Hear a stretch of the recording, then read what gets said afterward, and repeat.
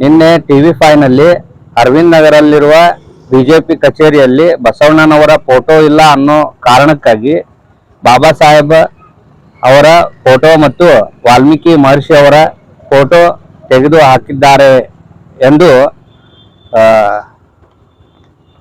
ಪ್ರಶ್ನೆಯಾತ್ಮಕವಾಗಿ ಹೇಳುತ್ತಿದ್ದಾರೆ. ಅಕಸ್ಮಾತ್ ಆಗಿ ಪ್ರಹ್ಲಾದ್ ಜೋಶಿ ಅವರು ಬಾಬಾ ಸಾಹೇಬ್ ಅಂಬೇಡ್ಕರ್ ಅವರ ಮತ್ತು ವಾಲ್ಮೀಕಿ ಮಹರ್ಷಿ ಅವರ ಫೋಟೋವನ್ನು ತೆಗೆದು ಹಾಕು ಎಂದು ಹೇಳಿದ್ದೇ ನಿಜವಾದರೆ ಅವರ ಮೇಲೆ ಸೂಕ್ತ ಕಾನೂನು ಕ್ರಮ ಜರುಗಿಸಬೇಕು.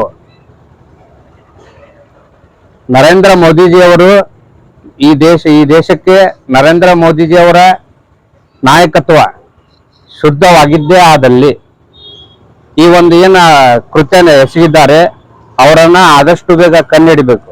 ಯಾರೇ ಆಗಿರ್ಲಿ, ಈಗ ಈ ಒಂದು ಫೋಟೋವನ್ನ ತೆಗಿಯಕ ಹೇಳಿದ್ದ ಆಗಿದ್ರ ಅಥವಾ ಯಾವುದೇ ಒಂದು ಕುತಂತ್ರ ಇದ್ರ ಉದ್ದೇಶ ಪೂರ್ವಕವಾಗಿ ಈ ಫೋಟೋವನ್ನ ಬಾಬಾ ಸಾಹೇಬ್ ಅಂಬೇಡ್ಕರ್ ಅವ್ರದ್ದು ಮತ್ತೆ ಬಾಬಾ ಸಾಹೇಬ್ ಅಂಬೇಡ್ಕರ್ ಅವ್ರದ್ದು ಮಹರ್ಷಿ ವಾಲ್ಮೀಕಿ ಅವ್ರದ್ದು ಫೋಟೋವನ್ನ ತೆಗಿಬೇಕಂತ ಹೇಳಿದ್ದ ನಿಜ ಆಗಿದ್ರ ಅವ್ರ ಮೇಲೆ ಸೂಕ್ತ ಕಾನೂನು ಕ್ರಮ ಜರುಗಿಸಬೇಕು.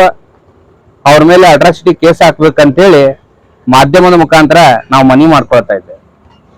ರಾಮ್ ಅಶೋಕ್ ದಾವಣಗೆರೆ ಅವರು, ಜೈ ಭೀಮ್ ಯುವ ಸಂಘ. ಏನು ನಿನ್ನೆ ಅರವಿಂದ್ ನಗರ ಬಿಜೆಪಿ ಕಚೇರಿಯಲ್ಲಿ ಬಾಬಾ ಸಾಹೇಬ್ ಅಂಬೇಡ್ಕರ್ ಭಾವಚಿತ್ರ ಹಾಗೂ ವಾಲ್ಮೀಕಿ ಅವರ ಭಾವಚಿತ್ರವನ್ನು ತೆಗೆದು ಹಾಕಿದ್ರು. ಅದು ಎದಕ್ಕೋಸ್ಕರ ಇಲ್ಲ ಯಾರು ಹೇಳಿದ್ದಾರೆ ಅನ್ನೋ ನಮಗೂ ಕನ್ಫರ್ಮ್ ಇಲ್ಲ. ಬಟ್ ನಮಗೆ ಹೇಳ್ಕೊಂಡು ಎಲ್ಲ ದಲಿತರಿಗೆ ಬಾಬಾ ಸಾಹೇಬ್ ಅಂಬೇಡ್ಕರ್ ಭಾವಚಿತ್ರ ತೆಗೆಯೋಕೆ ಬಹಳ ಮನಸ್ಸಿಗೆ ನೋವಾಗೈತಿ.